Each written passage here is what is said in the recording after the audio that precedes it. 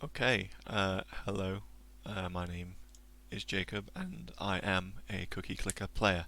So, real quick roundup for people who have no idea what that is to start with, because I'm just going to be sharing this on Twitter and stuff. So, Cookie Clicker is an idle game. It's, as far as I know, one of the first idle games. So, I played Candies back in around 2011, 2012, which was like the progenitor for this as far as I know. There's probably been a lot more in the past, and now there's loads of idle games on mobile and stuff, but Cookie Clicker was one that I stuck with and stuck with me. I don't really know why. It's just nice to have a little thing to do every day.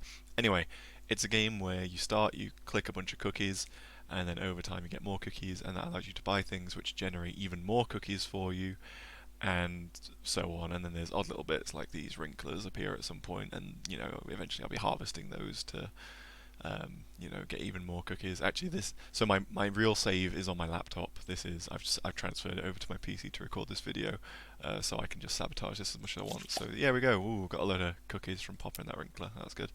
Um, so something that comes with Cookie Clicker, you can see like there's a little Santa final clause down there. I've got a dragon. There's a bunch of mini games that have been introduced, and this year's new mini games. So before we had like a farm, we've had like Wizard's Tower and temple stuff, right? Um, this year's minigame is a stock market, which is very exciting. And as you can see, like this isn't my main cookie clicker save. I've just left it running for a bit so I can record this video. That's why this graph isn't complete. But I'm a very passive player, right? So you can see from my farm is a bunch of drowsy fern. I've got like this soil on, so that I've got like the plant effects plus 25%. My ideal situation is that I will occasionally invest an hour or two to reset the game and start a new run and stuff because you get bonuses that way. But 99% of the time, I am hands off, right? Completely hands off, which is great. That's what an idle game is about. But this new stock market thing, all of a sudden, I've got all these stocks, right? One for each building. uh, and you know how stocks work, right? When things go low, like this looks like a good time to buy vanilla, you buy a bunch of stocks. You buy all these. When things go high, like cinnamon rising up here, that's when you sell. You sell cinnamon. That's great. But what I didn't know when the update came out was what is a good threshold to buy and sell each thing. So at first I tried um, like a just a one kind of threshold for each thing. So I was like, when it gets below 30, I'll buy, and when it gets over 70, I'll sell. And that worked really well for like these kind of middle stocks, um, but not so much for the bottom couple or any of the top ones. So I was like, this is not an efficient way to do it. How can I do it? Because my great fear was that I would buy things too high, sell them too low, and end up making a loss. And final note, the reason that I even want to do this, right, is because in Cookie Clicker there are a bunch of achievements.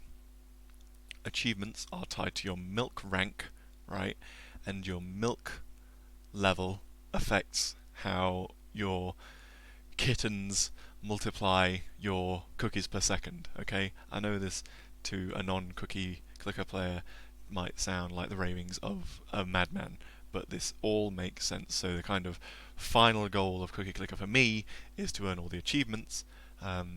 Obviously, the game keeps being updated every year, so that'll just never happen. But it's my continual aim, right, to try and keep up and earn more, right? So like, um, for example, bake one sextillion decillion. I don't know how to pronounce any. I've never said these out loud before. I just read them. We'll assume it's decillion. Bake 100 sextillions in one ascension. One ascension is one run, essentially, right? And then you can click this button to restart your run with a bit of bonus from like a prestige system. It's a whole thing. So the next achievement in this one will likely be one, what comes after that? Septadecillion or something? Septendecillion, right? One septendecillion in one run. So I'm aiming for that achievement next, and there's a bunch of them. Need to bake a load of cookies. Basically, I'm trying to get my 550th JavaScript console down here. That'll take a little while. Got to earn more or less that amount just to get that.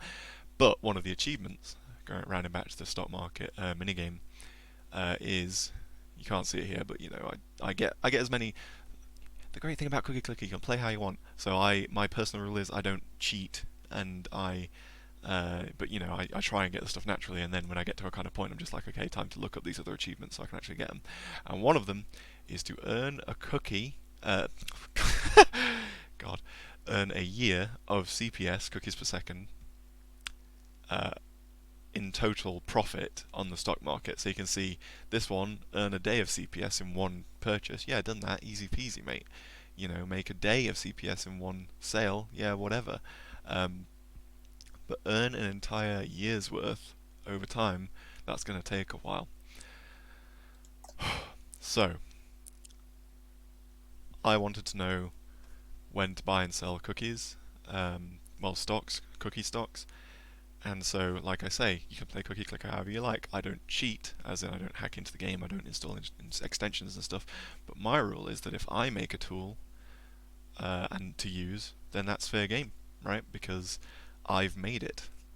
It's me.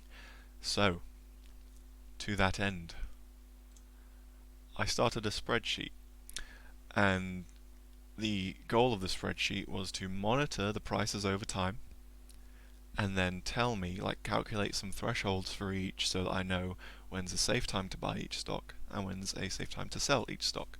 So you can see here I've waited a couple of weeks at least, yeah, a while, yeah, a month, to really hammer this down, you know, before sharing with the extremely extensive Cookie Clicker community. Like, I've spent evenings, I've spent weekends. Basically, I kind of avoid real responsibility in my life by taking on this fake job that I made up, which was making the spreadsheet. Anyway, the spreadsheet tells me these things, so I'll quickly run through each sheet, right? And then I'll share a link so that if you want to use it, you can use it as well. You duplicate it, you can't use this one, right? God, I hope that this is read-only, and you can just duplicate it. So I'll go through quickly how to use it, and then I'll go through the nitty-gritty of what each page does, each sheet does, because it's interesting to at least me. And then I'll just let you get on with your life, and we don't need to worry about it again. So, this is the data input page, right? So as you can see, I've kept this up for a while, usually doing one a day, sometimes doing multiple in a day just to see what was going on, like on the 22nd of September there.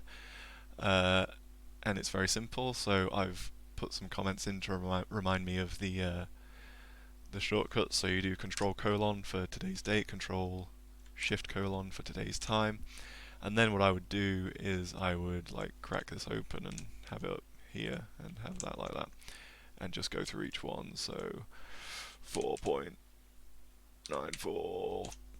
12.72, blah blah blah blah blah, you know, and put them in like that. I'm going to delete that for now and just not bother with that because that's a pain. You've got this right here to tell you. So you put in today's stats, right? As you can see, I did this earlier today, but on my laptop, on my other save, just for full transparency. Anyway, what that does is it takes that, it compares it with all of the previous, you know, so cereal is just looking at cereal, chocolate is just looking at chocolate. It compares it all, and it provides you with this handy page. And this page tells you everything you need to know, right? So basically what you're looking at is this, right? Do I buy or do I sell? And as you can see here, it's saying sell cereal, sell butter, sell nut, buy chocolate, buy salt, buy vanilla. And I can go back onto Cookie Clicker and I can say, well, you can see that I've done these, bought cereal, bought chocolate and stuff, because it knows that those are low, right? And the reason it knows that, so first off, I'm collecting a bunch of data here. It took me a while to figure out how I wanted to calculate my thresholds for this. So it takes the average, which is just the mean of every recorded value. That's what this is. And I've got the highest ever and the lowest ever next. So the highest ever cereal was 63, lowest ever was 3.2. And, you know, compared to the more expensive stocks, 173 and 64. miles away, right? You can see that my 70-30 plan would just never work with recipes.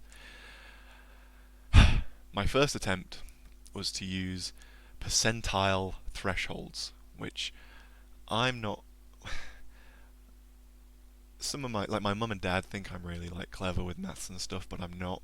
I've not done proper maths in years, so my understanding of percentiles and stuff isn't all there. As far as I understand it, a percentile, so say the 70th percentile, means that if you divide all the values up, all these, I'm going too deep already. Whatever, I need to divide all these values up and rank them, and then kind of rank them on a scale from 0 to 100. The 70% line, that's that value there. What value is at that 70% line? That's my high percentile threshold value. So in the case of cereal, that's 30.77. The low percentile threshold value, mouthful, so I choose 30%, is 6.55. And what I thought would be a good thing to do to start with was to get the average of everything above that 70th percentile threshold value, and then if you're higher than that average, that's when you sell, and if you're lower than the average of everything under the low percentile threshold value, that's when you buy. But over time, I did this. I was experimenting with this, seeing how it went, and I realised that my sheet was being very stingy with its recommendations. So I simplified things. Why am I doing this percentile business? I don't need to. I know the average. So instead, what I do is average high. That's just the average of everything that's above the average, right? And then average low, that's just the average of everything below the average. And so I have this set up so that I have these two thresholds which tell me, if either of these are hit. So if it's above the average high or above the average high percentile threshold, then please sell. If it's lower than the average low or the average low under percentile threshold, then please buy. And you can see that represented in these values. So for cereal, it happens that this 44.83, the current price, is above both of these, so definitely sell. That's great. However, nut here, 80.54, it's above the average high, but if I was using my old method, this wouldn't be a sell recommendation. But sometimes, and I will show you in a moment, sometimes these two, like the average high over percentile threshold and the average low under, aren't always higher or lower than the respective average highs or lows. So I've set it up so that I can set it so that basically if either of these are hit, that's when I do a sell or a buy. And you can see that most of the time it just hits both of them. And in this case, with my current save, none of them are not, are just this percentile threshold thing. Whatever. That's kind of it. So if you wanted to just use this sheet, all you would need to do is plug in your data, look at what this is telling you. You wouldn't even need to bother with any of that. But with knowing what's going on, just listen to this, and that's fine. But I have given people the power to change things. But, right, let me carry on. So I've got a little highlight here if the current value happens to be the lowest. So my white chocolate, when I input this in, happened to be the lowest ever price. So that's like, oh my god, I got to buy that. It's really exciting. And that's kind of it. And you'll see none of these are highlighted. That's because I've got an option there. So I guess I'll skip ahead to the settings. So what I've done is, for maximum friendliness, I've set up a whole settings page where you can set the values yourself. So if I wanted to be really risky, right, and be like, oh yeah, I'm happy to buy or sell so long as it's just over or just under the average, right, you can do that, and then this will update and it'll tell you to buy and sell based on the new values that get put in. So that's 35.09 now. If I reset this back to 70 and 30, you will see that that has gone up to 42 and 4. I can't remember. I already forgotten what they were before. That's the point of that. So you can set that as high or low. Like if you want to just do 90 and 10, really like I only want to make the biggest sales. You can do that. And what you can do is you can wholesale turn off or on these different recommendations. So if I only wanted to use the averages, not the percentile thresholds at all, I can, spoilers, I can do that, and it'll only use the average high and average low. Great job. And you can see that the highlighting's turned off for that, so there's no confusion. If I want to go back to how I had it before and just use the percentile threshold averages, I can do that, and it just uses these two, right? So now it's not looking at the average high or low, it's just looking at the average high and low over and under percentile threshold. So I can do that. And a setting that I've never used, but I thought I would chuck in because it was fairly easy to do, is ignore the threshold averages and just use the percentile threshold values. So in that case, it's literally what's that 70th percentile value? What's that 30th percentile value? Is it over? Is it under? If so, please buy or sell. For me, I feel like that's a little scary. It's a little... Basically, I think that window is a little too small. So I have it between these two, but you can enable all three and it will just do, essentially treat it as this, or this, or this, then buy or sell. And it's got explanations for each of those and little notes here, just in case anyone forgets that and doesn't want to watch this video back, which makes total sense. So that's this page. Everything is about this stats page. So you put in the data, you look at the stats, and that's it.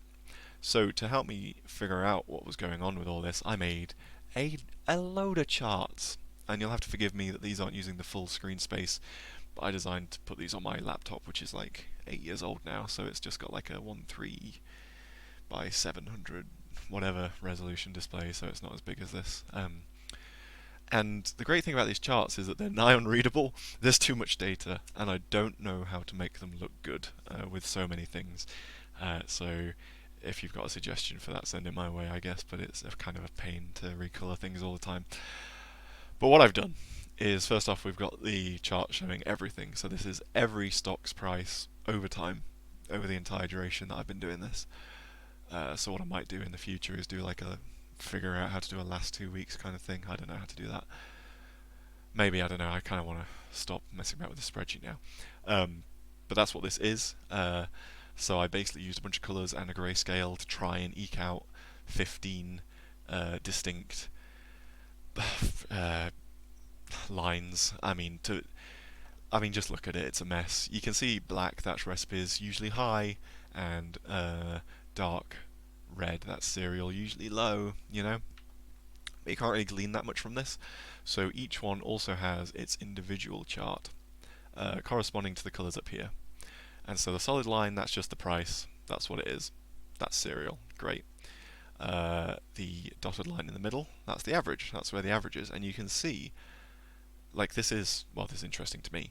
You can see that the average is quite a lot lower than the all-time high, quite a bit lower than like the, where as a human you'd think the average high was, these kind of high values, these high peaks. So good to know. And then we've got highest, lowest, yep. And then we've got all of the BS values that I just tried to explain. So cereal's high percentile threshold value is the dotted line here. The low percentile threshold value is here.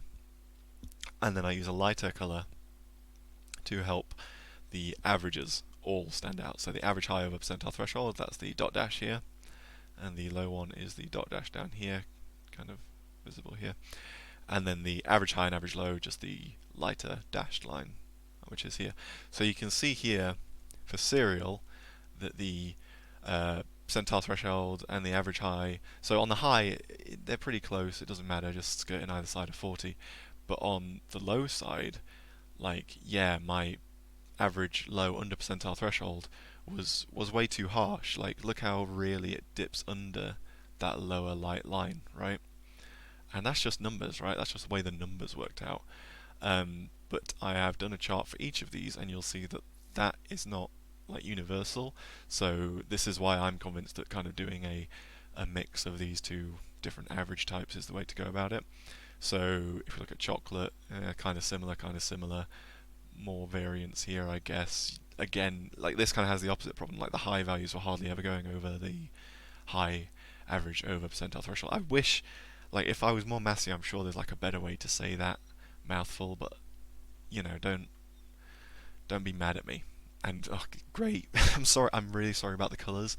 I've tried my best to make them all different and stand out and stuff, but it's a pain. All right. But you can see from from this one that butter is a completely different story to the other two. It's like really up or really down, and its averages and highs and lows are kind of whatever. Sugar, you can see the highest was just really high one time, and that's it, right? And we can kind of go down. This one looks like bananas, but it's nuts. Go down, go down, and go down, because when I get to a certain point, unless things have changed recently, like you can start to see that there's your middle ones, and then like now we start to get to the kind of expensive ones, and you can see that they're spending most of their time at the top as opposed to most of their time at the bottom that we had here. Hope that makes sense. And yeah, so we get our kind of high values, and you can see like, look at these lowest evers. Wow, so low compared to like the averages and stuff. And you can see, so here we go. So you can see for jam, weirdly, the average low and average low under percentile threshold are the same, more or less the same thing, right? And yeah, again, like if I don't know why you're watching this video if you're not into Cookie Clicker, but even if you are, the fact that I'm getting excited about that I think is really sad. So thank you for sticking with me, and I hope that you can share some of this excitement. There was one of these values at some point where the average low was higher than the average low under percentile threshold, but it looks like the data has changed since then, unless I just skipped over it. But basically, that's you can monitor this, and again, if you change where the percentile thresholds are in here, so if I go back to 51 and 49, the chart should update to match that. Yeah, you can see the dots are super close to each other, just there and here and there, right? So that's reflected in the charts. Yeah. So that's how to use this spreadsheet, apart from one more note, and then I'll go on to how it all works. I already did most of it, but whatever. This video has already not gone to plan. It's fine, it's fine. There's one thing, and it was kind of my like stretch goal, like, oh, wouldn't it be great if I could do this? And as far as I know, I've done it, and it's super hacky, and I'll explain how it works in a moment. But for now, I just want you all to be amazed. So writing in all the individual things, like it was such a pain I didn't even want to do it in this video. Like what a hassle. Getting up every morning, writing in 15 values, what a pain. What if I could just Control C, copy that, and then go into my spreadsheet, go into a little tab called input, paste in my save here, right, wait for that to update, magically, click a button, watch things update and have it automatically do it. Wouldn't that be incredible? Well, I did it. I did it. I did it. And if you, I mean, you should have stopped watching this video ages ago, but if you want to know how that works, I will tell you now. And it's super sketchy. It's like super hacky. I guess before I do that, data processing. This is literally just where all the data to make the charts work goes. I'll go over that first, right? So I'll go over that first, and then I'll go over how the input thing works.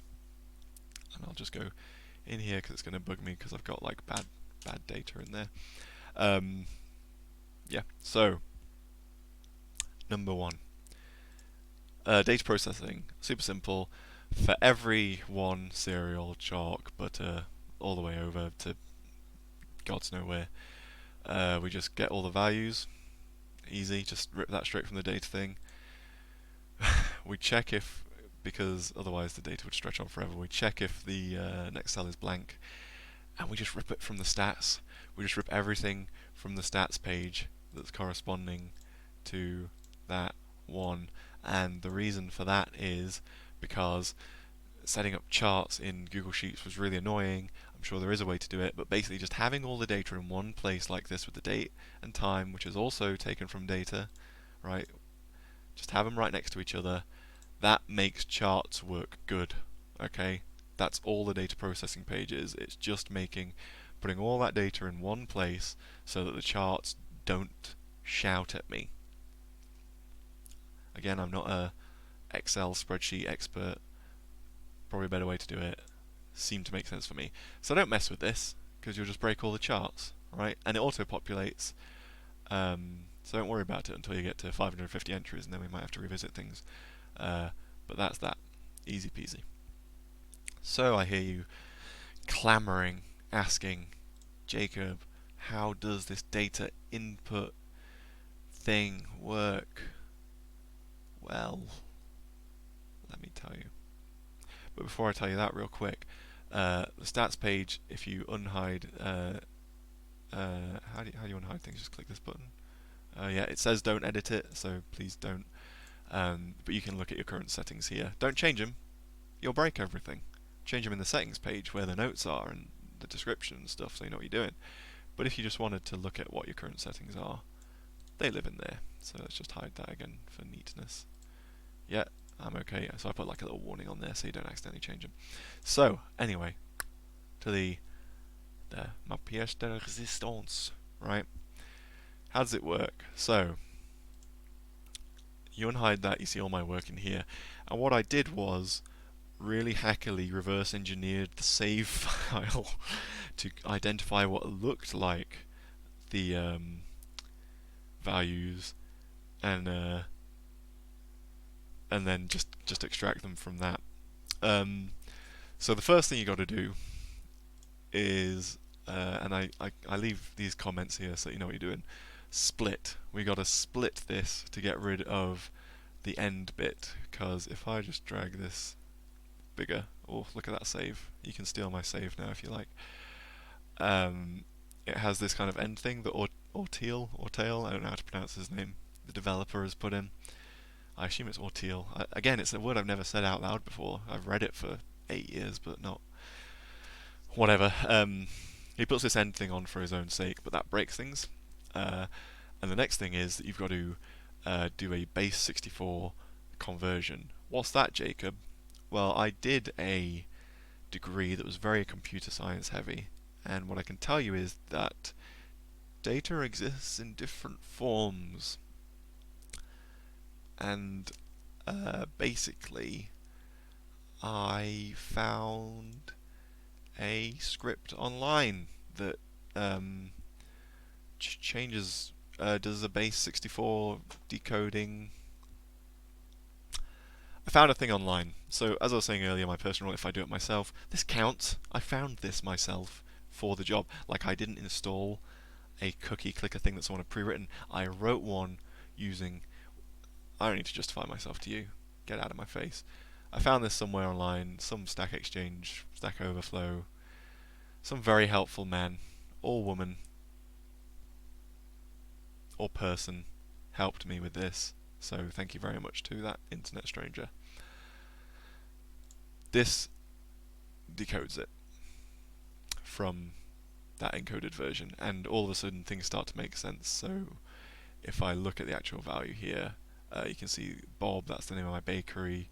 You can see a bunch of data, I assume stuff like current amount of cookies, legacy data, stuff like that.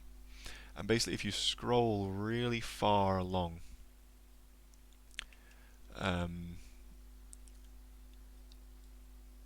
you eventually find a bunch of values which kind of resemble stock prices. That's my entire technique. I just looked along the data and the data until I found the thing that looked like. I can't even find it now. Maybe around here, 153.86 that would be, and then 153.76, stuff like that. So I found that, and I thought, how do I extract that? So first off, I just do a series of splits. Split everything with a semicolon, and that gets me individual bits, and then one of these around the B's. Keep going, keep going, keep going. One of these around the B's. This one, BJ is so in my current save this is it. So I don't know how he formats these things and what the actual format is, but what I do know is that it's vaguely in this area, right? Until today, mine was in BK, and then something changed in my save file to make it BJ instead. I have a friend, thank you Ant, my guinea pig, whose was in BI for some reason. So what I've done is I've said, listen, kind of listen between like BC and, I don't know, BP, and just find the longest one, right? Because all that's trash data, all the other ones, apart from when we get to the very end where it's just a load of ones and zeros. So look around this area, find the longest one. Already got myself lost, and then let's extract the data. So that's what this is actually a fix I did last night is doing. So find the longest between BC and BP, and then split by comma, and that looks like this. And again, that is a formula that I found online, but the fact is that I put it to use, and that's what matters. So we split by comma the longest one, and one of these, there we go, F. Here you go. That's a lot of data. Split F by colon, we get all this stuff, and then for each of these particular cells, split by exclamation point. Apart from G, which doesn't have one for some reason. I don't know why. I don't know why things are formatted like this. I'm just a guy that made a spreadsheet. But that gives us these. And then we extract the rightmost two. We extract the things that are left of the rightmost two, right? And then we concatenate those with a full stop. And that's numbers. And then we format them in here as numbers. And that's it. That's how it works. So if I paste in an even more recent save, right, and if we just look in here real quick, 538, well it was 538 and then it changed, so let's just go with that. You paste it in, you wait a moment, 538, 538, it does it. So one word of warning for any real perfectionists out there: sometimes, often, about half of these, at random as far as I can tell, are 1 cent, 1 penny out. And I have no idea. I have no idea. You can probably rewind to in the video when I was looking at 538 there on the thing, pause it there, and I predict about 6 or 7 of these, maybe 8, will be just out of whack by 1 cent, and I don't know why, because I'm just getting it from the save, and that's that. Yeah. But that's how that works. And then, where's the hide button? There it is. And then I've got this button, which is just tied to, again, the script. Add data. Wrote this one myself. This is all me. And again, I had no idea what I was doing. So there's probably a better way to do this, but it works, so I don't care. And what this does is it gets the spreadsheet, it gets the input and the data tabs. Make sure they're not null, because you know that's safe. Gets the values from the data sheet, so that's gets all of these in A, apart from the first one. Is it empty? Is it not?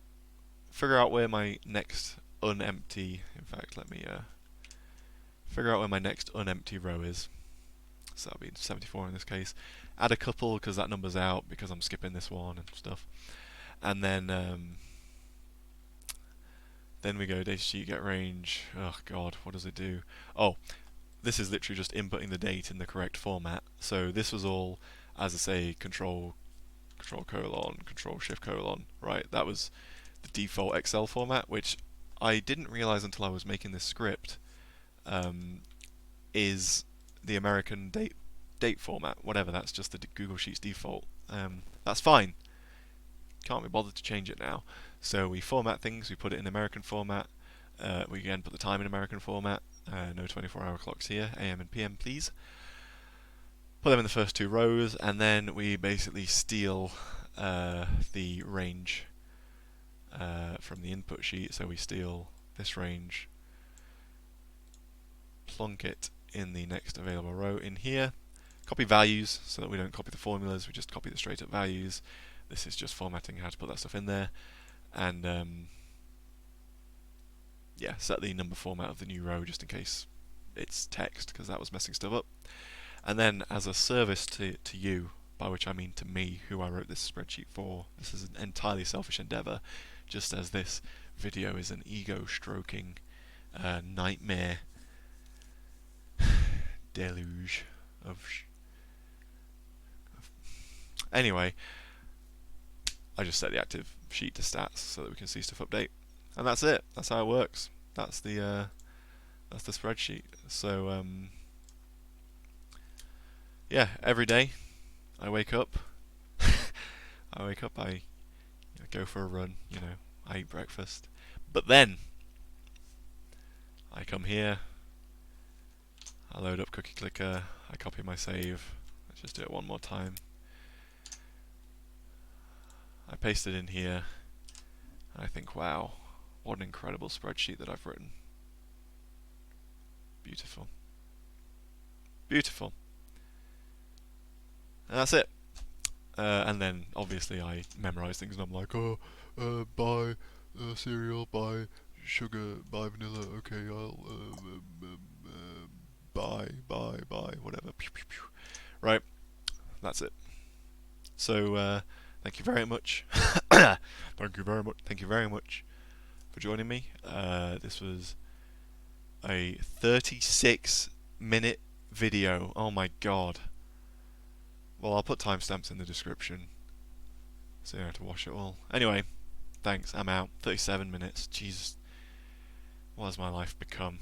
This isn't how I saw this.